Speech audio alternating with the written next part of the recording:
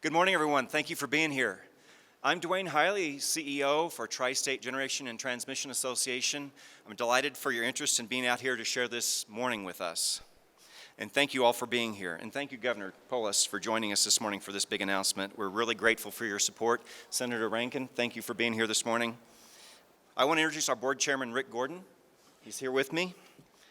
Jack Johnson, CEO of Southeast Colorado Power Association.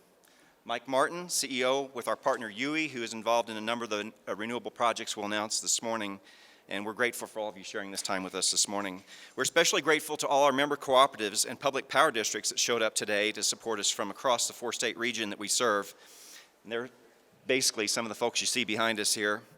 And we work for them. So this is a great day for all of us together as a family. And the work that we do wouldn't be possible without your support, so I want to thank you all for helping us through this process.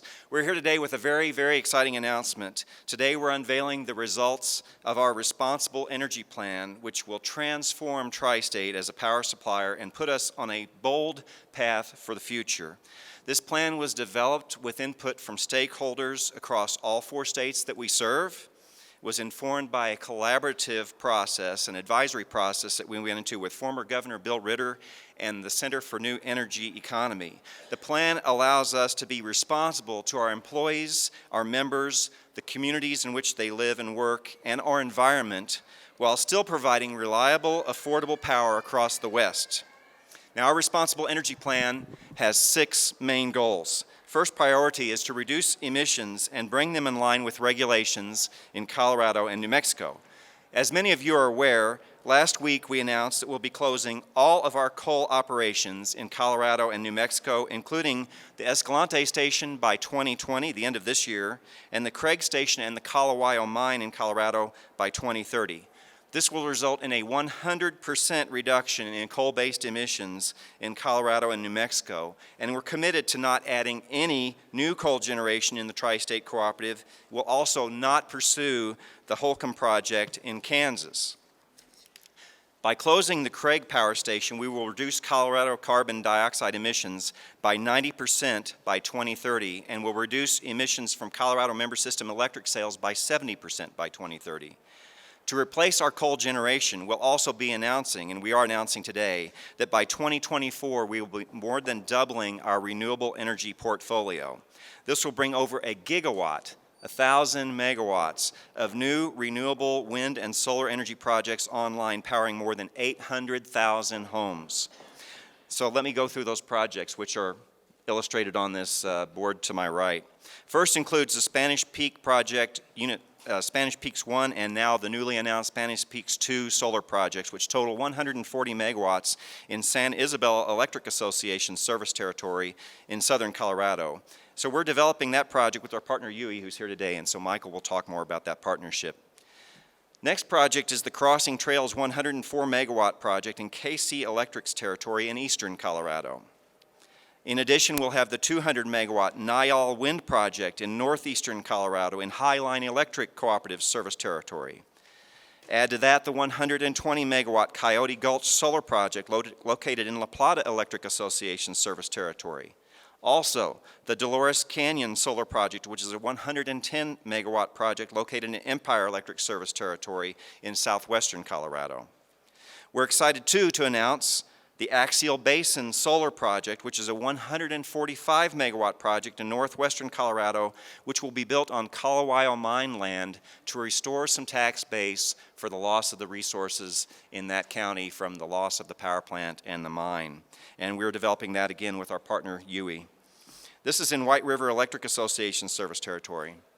Finally, we'll be announcing the 200 megawatt Escalante Solar Project, which will be located at the site of the Escalante coal station, which will be retiring at the end of this year, again, to assist the community in restoration of lost tax base. All these projects help us reach out our renewable energy goals, but we also have a goal to increase our members' flexibility and ability to generate their own clean energy locally, in addition to these large utility scale projects we're talking about.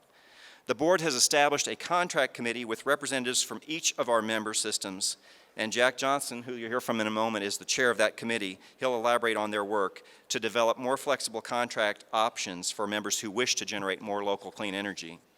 In addition to decreasing our emissions and increasing clean energy, we want to make sure that everyone benefits from this transition to a cleaner grid across our entire 4-state service area. To that end, we'll be funding 2 electric vehicle charging stations per member. So this will put electric vehicle charging into rural areas that currently have no infrastructure whatsoever. Will extend the use of electric vehicles. We'll also be actively working on programs to help consumers save money through the use of additional energy efficiency and beneficial electrifications by expanding our programs there. We're thrilled to be announcing the results of our Responsible Energy Plan today, but we also have an obligation to our employees and their communities to ensure a reasonable and equitable and just transition for those affected employees and communities. We're committed to working with local, state, and federal leaders to look for continued opportunities for retraining and reinvestment in those communities.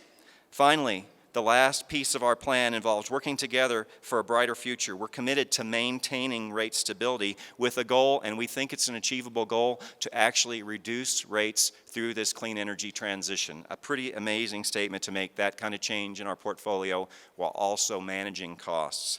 And this will benefit all of our members and provide them with a brighter future.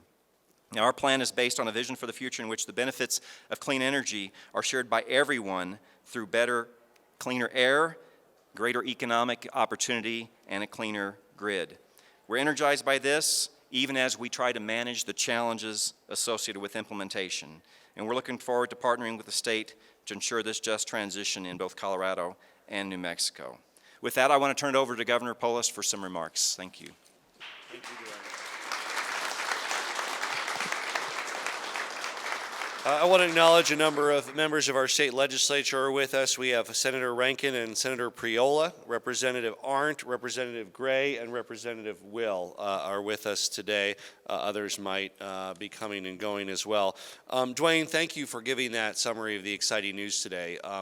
Some of you might recall, after I was elected and before I took office, there was a similar, not by any means identical, every utility is different, similar announcement from Xcel with regard to their plans. I think it was last November or December, November, December ago, where they announced achieving 80% carbon-free by 2030, and their plans to implement lower-cost green energy across their system.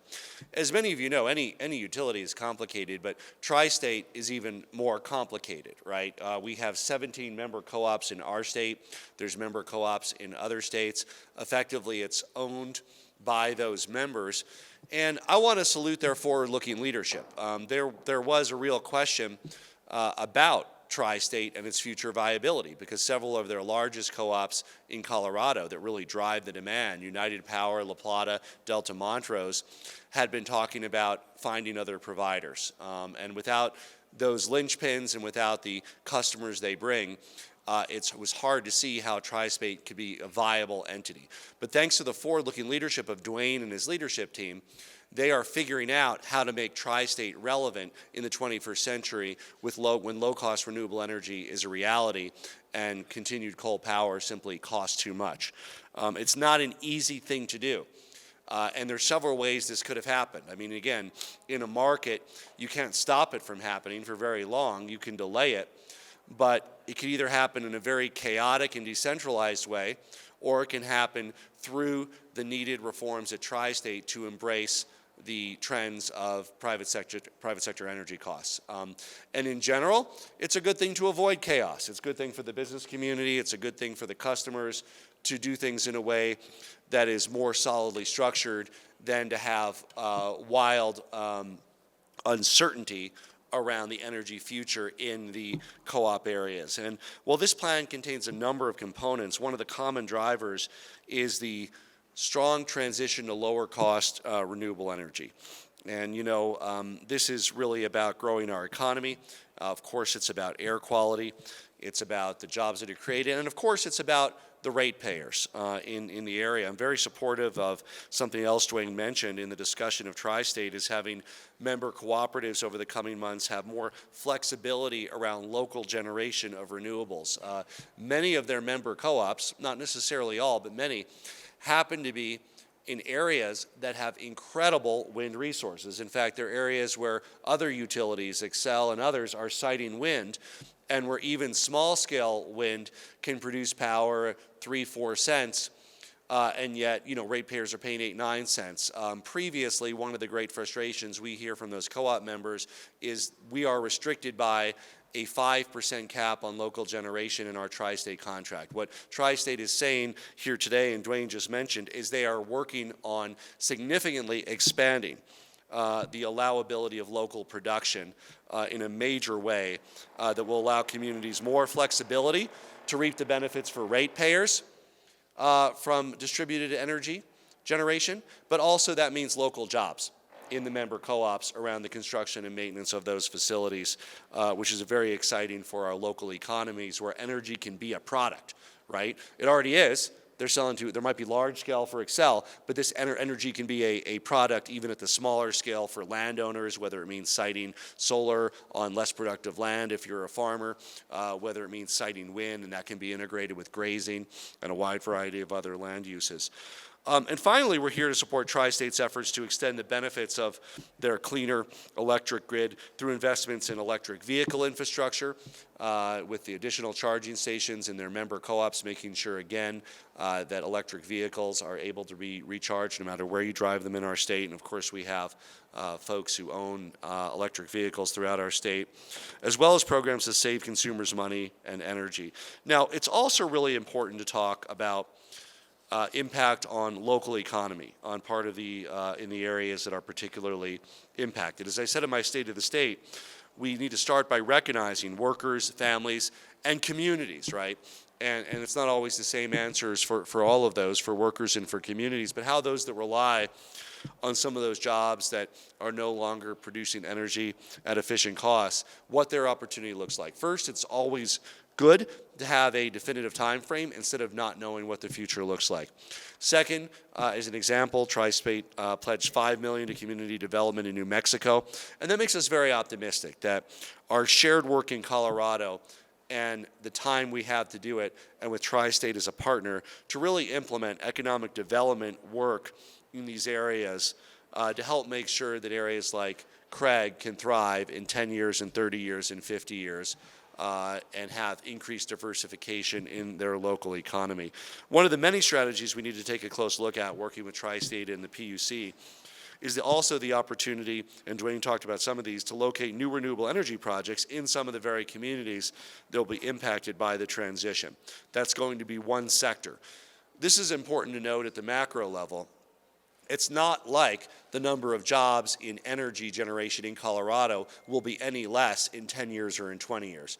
Just as many, if not more, Coloradans will work in energy. They're just not all going to be the same jobs that they were 10 years ago or the same jobs that they were 30 years ago. And again, one of the advantages of Tri-State being forward-looking and figuring this out with bold leadership is there will be a good partner there to work on the transition versus a chaotic way where every community would be left on their own to figure that out.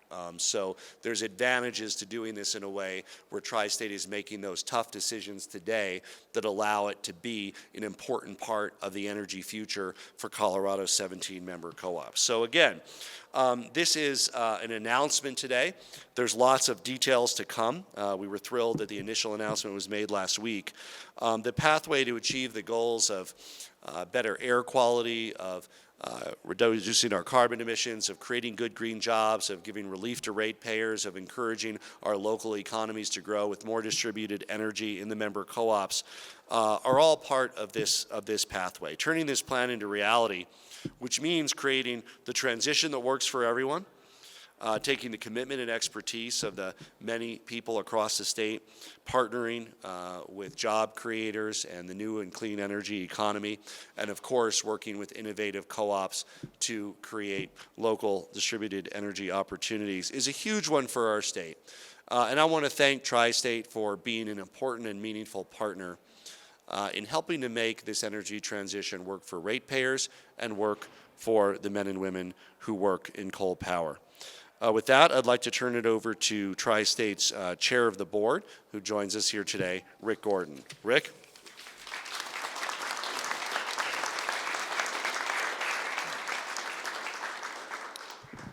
Thank you, Governor, for that introduction, and we very much appreciate you being here today, and thank you for everyone here today as well. My name is Rick Gordon. I'm the chairman of the board at Tri-State. I'm a member of the board of directors from Mountain View Electric, which is out in eastern Colorado.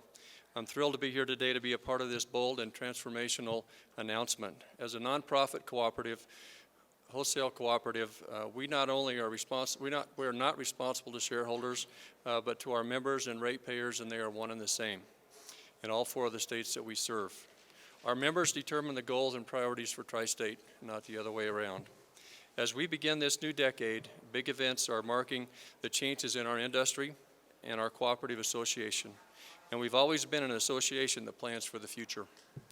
Throughout the 10 years that I have been chairman of the board at Tri-State, we've seen significant changes, including renewable energy becoming more affordable, new players and new energy markets, and shifts in public opinion and consumer attitudes. We're now at the point where we're poised to become a new Tri-State. We are still grounded in our cooperative principles of being member-owned and member-governed, and are focused on our same mission. But the way we approach our work will be different. It's not always going to be easy, as evidenced by our recent announcement of our coal retirements last week, and there will still be many challenges ahead. But we must change to best serve our members and remain competitive. The board has an ultimate obligation to all members to develop a comprehensive path forward to not only ensure that we can continue to operate today, but that we can keep providing reliable, affordable, and responsible power to our members and communities for today and years to come. Through our board, the members gave Tri-State staff direction last June to develop a responsible energy plan, something that would comply with environmental and renewable energy requirements while striving to reduce members' rates, preserve electricity reliability and affordability, and maintain Tri-State's financial strength. The development of the Responsible Energy Plan reflects the will of our members, and I'm very proud to be standing in front of many of our members that are behind me today, and I appreciate them being here and being supportive of our Responsible Energy Plan. Speaking of our members, I would like to now introduce Jack Johnston, CEO of the Southeast Colorado Power Association. He's also vice chair of our contract committee, as was mentioned earlier. They're working to develop maybe more flexibility in our member contracts for our members from all 4 states that we serve. Jack?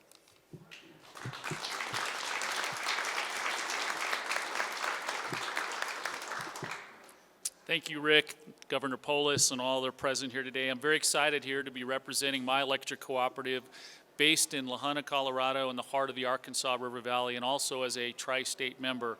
We are the largest but least dense certificated territory in the state of Colorado. Tri-State's board convened a specific contract committee in the middle of last year to find collaborative and innovative ways to provide more member flexibility while ensuring other members are left deservingly whole. And I'm certainly proud to have been asked to be a leader of that group. Increasing the ability for members to self-supply more renewable energy locally has been one of the main goals in the development of the Responsible Energy Plan.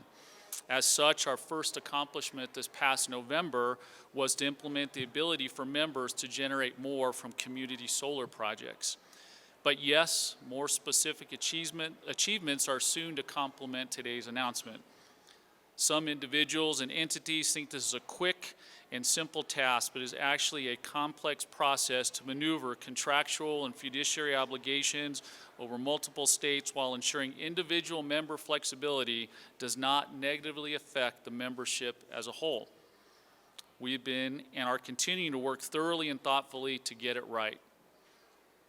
To that end, we are confident we will have new contract options by the April annual meeting, a deadline set by our board.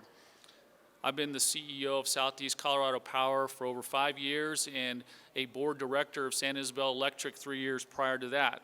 And in that time, myself and many other members in the Tri-State Cooperative have seen a great many changes in the energy landscape, as you have seen as well. What hasn't changed is the vast majority of the members' willingness to work together to meet these challenges. Whether it's the work of the contract committee or development of the Responsible Energy Plan, Tri-State's priorities and path are driven by its members. That is the cooperative way. And what is undeniable is the magnitude and impact electric cooperatives have throughout every part of our state, spanning urban, suburban, and rural. There is no doubt Colorado succeeds if Tri-State succeeds. In the spirit of working together, thank you for the opportunity to express these thoughts today. And I'd like to introduce Tri-State's partner in the development of the referred to solar projects, Mr. Mike Martin with UE.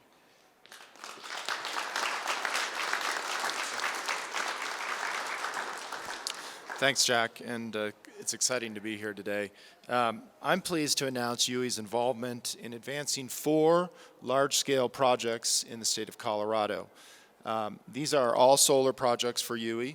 They total slightly over 500 megawatts, and the land coverage that they represent is approximately 3,200 acres, and that's in 4 Colorado counties.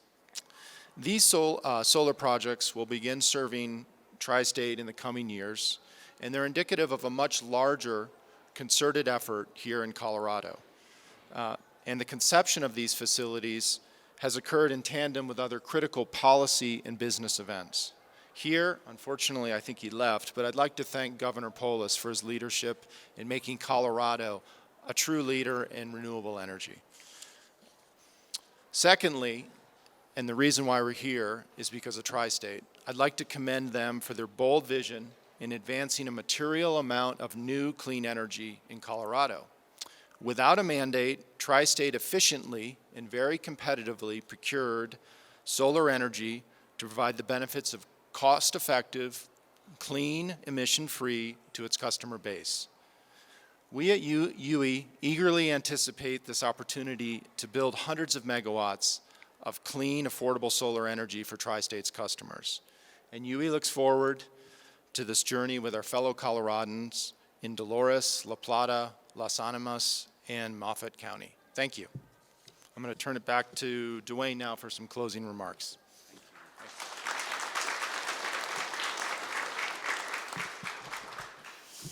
There's a saying that I'm fond of. At the beginning of the day, it's all about possibility, but at the end of the day, it's all about results.